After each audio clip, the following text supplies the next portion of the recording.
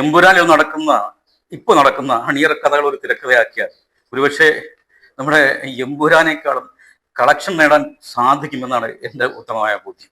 എന്താ മുരളി ഗോപി സാറേ, ഈ നടക്കുന്ന പൊറാട്ട് നാടകങ്ങളൊന്നും താങ്കൾക്കും താങ്കളുടെ ടീമിനൊന്നും അറിവുള്ളതല്ലേ? നമ്മുടെ ജനാധിപത്യത്തിൽ, നമ്മുടെ ആവിഷ്കാര സ്വാതന്ത്ര്യത്തിനും അതുപോലെ മൗലിക അവകാശത്തിനും നമ്മുടെ വ്യക്തി സ്വാതന്ത്ര്യത്തിനും ഒക്കെ ഭരണഘടനയിൽ അതിൻ്റെതായ ഒരു പ്രാധാന്യം നമുക്ക് കൽപ്പിച്ച് തന്നിട്ടുണ്ട്. പക്ഷെ അതിനോടൊപ്പം നമ്മൾ മനസ്സിലാക്കേണ്ടത് സിനിമ എന്ന് പറയുന്ന ഒരു കല മാത്രമല്ല, അതൊരു ബിസിനസ് കൂടിയാണ്. അതുകൊണ്ട് തന്നെ ബിസിനസ്സിൽ മുടക്കുന്ന മുതൽമുടക്ക് തിരിച്ചു കിട്ടേണ്ടത് ആ ബിസിനസ് നിലനിൽക്കുന്നതിന് വേണ്ടിയിട്ട് അത്യന്താപേക്ഷിതമാണ്. അതിൽ ആർക്കെങ്കിലും എന്തെങ്കിലും ഒരു എതിരഭിപ്രായം ഉണ്ടെന്ന് ഞാൻ കരുതുന്നില്ല. അപ്പോൾ നമ്മുടെ തിരക്കഥ ഇവിടെ തുടങ്ങുകയാണ്. ഹായ്, ഞാൻ ഫെലിക്സ്. മൊമെന്റ്സിന്റെ മറ്റൊരു വീഡിയോയിലേക്ക് എല്ലാവർക്കും സ്വാഗതം.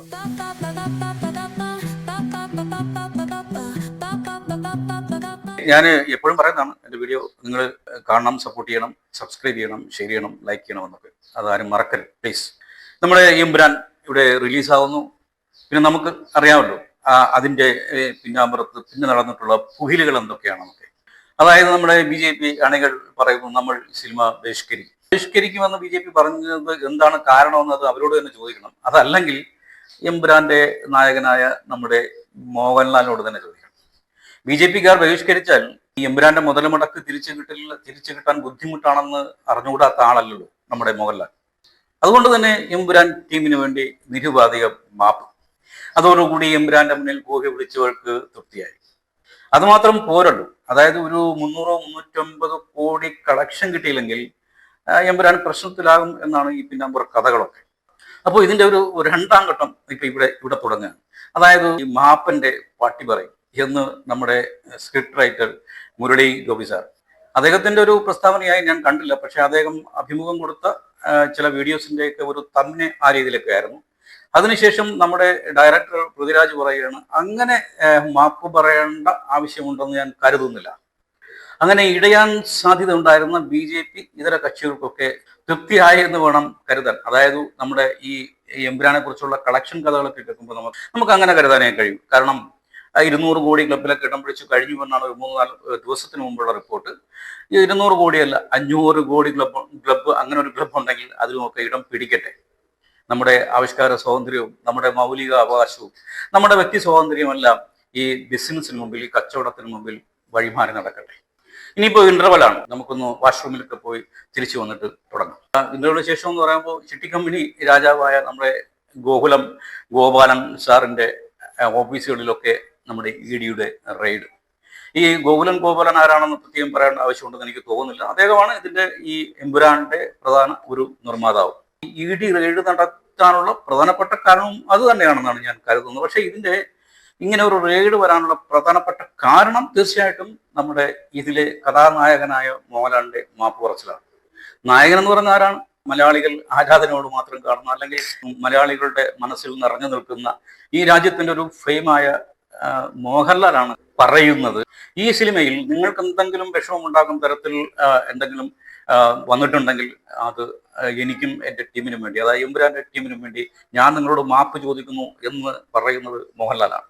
ഈ സിനിമ ഒരു രാജ്യദ്രോഹമായി പോയി എന്ന് മോഹൻലാൽ നേരിട്ട് വന്ന് ജനങ്ങളോട് പറയുകയാണ്. സെൻട്രൽ ഗവൺമെന്റ് ഏജൻസിയായ EDക്ക് എമ്പുരാന്റെ അണിയറ പ്രവർത്തകർക്കെതിരെ കേസെടുക്കാൻ മറ്റെന്തു ധൈര്യമാണ് വേണ്ടത്? അതായത് രാജ്യത്ത് നടന്നൊരു അതിദാരുണമായ സംഭവം നമ്മുടെ ആവിഷ്കാര സ്വാതന്ത്ര്യത്തിന്റെ പേരിൽ ഒരു സിനിമയാക്കുകയും ആ സിനിമയുടെ അവതരണത്തിന് ഇവിടെ തിയേറ്ററിൽ എത്തുമ്പോൾ ഇത് ഒരു കൂട്ടം ആളുകൾക്ക് ഹിതകരമല്ലാതിരിക്കുകയും ആ ഹിതകരമല്ലാത്ത സിനിമ ഈ രാജ്യത്ത് പ്രദർശിപ്പിക്കാൻ അനുവദിക്കണമെങ്കിൽ നമുക്ക് ഹിതകരമല്ലാത്തതൊക്കെ വെട്ടിമാറ്റണം എന്നവർ ശഠിക്കുകയും അതിന് നമ്മുടെ മോഹൻലാലിനെ പോലെ ഉള്ള ആൾക്കാർ അതിന് വഴങ്ങുകയും ചെയ്യുമ്പോൾ ഈ രാജ്യം ഇങ്ങോട്ടാണ് ലാലേട്ടാ പോകുന്നത്. യഥാർത്ഥത്തിൽ നിങ്ങളെ രക്ഷിക്കാൻ ഇറങ്ങി പുറപ്പെട്ട ഗോപാലനെ കുരുക്കിയത് നിങ്ങളാണ്. ഈ കുരുക്കിൽ നിങ്ങളും പെടാതിരിക്കാൻ പ്രത്യേകം ശ്രദ്ധിക്കുക.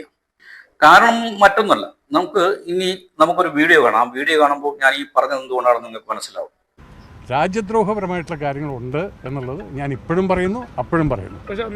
അന്ന് പറയില്ല. കാരണം ഒരു പടം കഴിഞ്ഞിട്ട് ഇറങ്ങി വരുന്ന സമയത്ത് നമ്മളെപ്പോലുള്ള ഒരാൾ ആദ്യം ഇത് വല്ലതും പറഞ്ഞു കഴിഞ്ഞാൽ അതിൻ്റെ നെഗറ്റിവിറ്റിയാണ്. അപ്പം ഞാനായിട്ടൊരു ഇനിഷ്യേറ്റീവ് എടുക്കേണ്ട, ഞാനായിട്ടൊരു സംഭവം ട്രിഗർ ചെയ്യേണ്ട. ആ പടത്തിനകത്ത് പടം കണ്ടതിന് ശേഷം ഇറങ്ങിയ സമയത്ത് എനിക്ക് ടെൻഷനുണ്ട്. പക്ഷേ ഒരു പടം കണ്ട് ഇറങ്ങി വരുന്ന സമയത്ത് നമുക്ക് ഒരിക്കലും ഒരു പടത്തെക്കുറിച്ച് നെഗറ്റീവ് പറയാൻ പറ്റില്ല.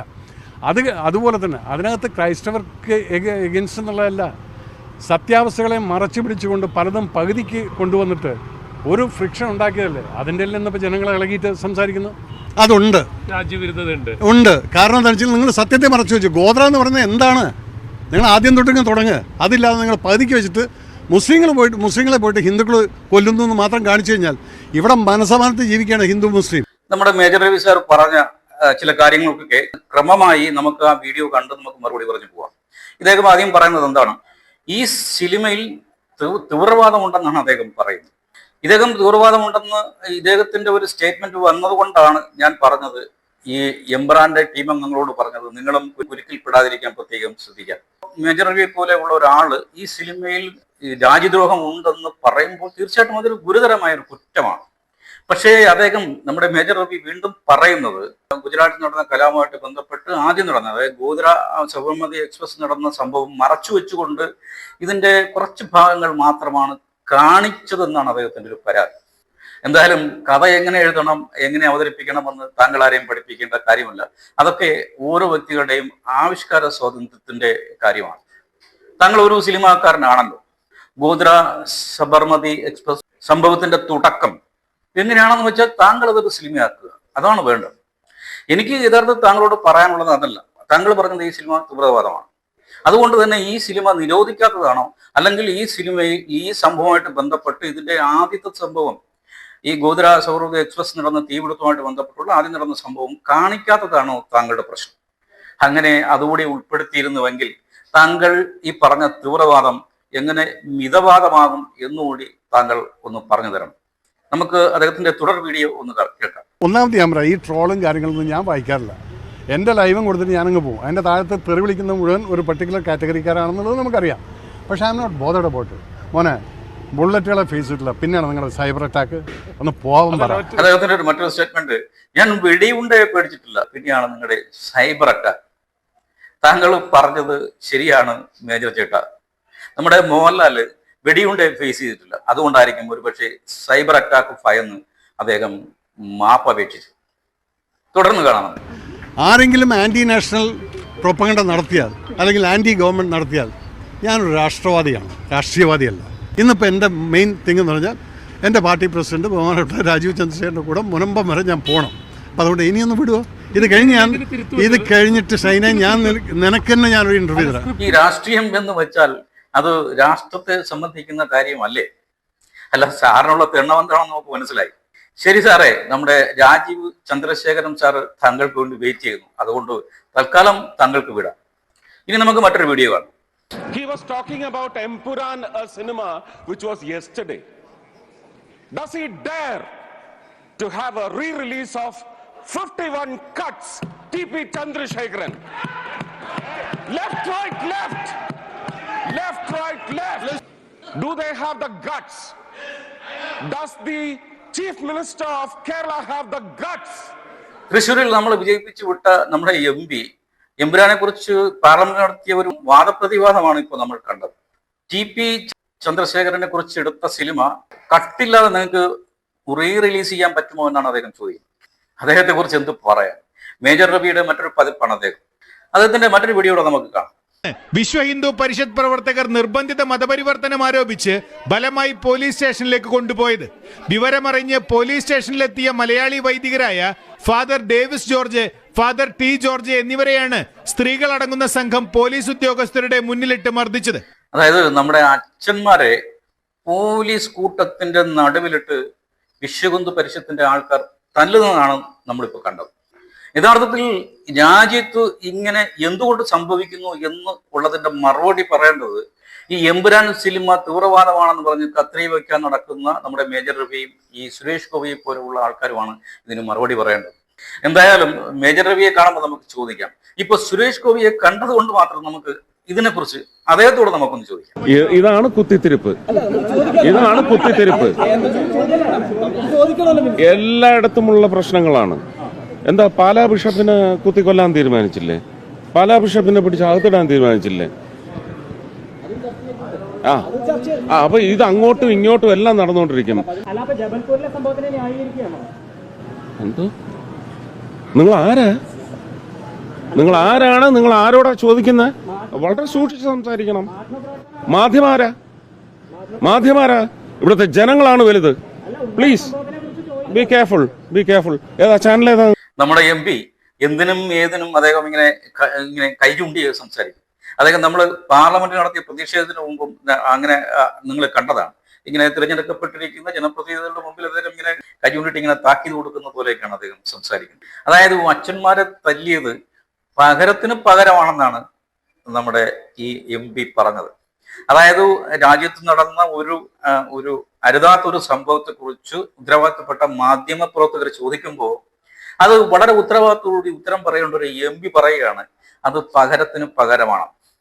യഥാർത്ഥത്തിൽ അദ്ദേഹത്തിന്റെ ഭാഷയിൽ തന്നെ പറഞ്ഞാൽ അങ്ങനെ ആവണമല്ലോ എം പി. പിന്നെ അദ്ദേഹം പറഞ്ഞ കൂട്ടത്തിൽ പറഞ്ഞു എല്ലാം തീരുമാനിക്കുന്നത്, പത്രക്കാരോട് പറഞ്ഞു എല്ലാം തീരുമാനിക്കുന്നത് ജനങ്ങളാണെന്നാണ് അദ്ദേഹം പറഞ്ഞത്. അദ്ദേഹം തീർച്ചയായിട്ടും അത് തൃശ്ശൂർക്കാർ, അതായത് ഇദ്ദേഹത്തിന് വോട്ടിട്ട് വിജയിപ്പിച്ച തൃശ്ശൂരിലെ ക്രിസ്ത്യാനികൾക്കിട്ടൊരു കുത്താണ് അദ്ദേഹം നമ്മളെ കുത്തിയത്. യഥാർത്ഥത്തിൽ നിങ്ങളവിടെ ജയിപ്പിച്ചു വിട്ടത് സുരേഷ് ഗോപി എന്ന് പറയുന്ന ഒരു എം പി അല്ല, മറിച്ചു കമ്മീഷണർ എന്ന സിനിമയിലെ കമ്മീഷണറെ DGP ആയി പ്രൊമോഷൻ കൊടുത്തു വിടുകയാണ് നിങ്ങൾ ചെയ്തത്.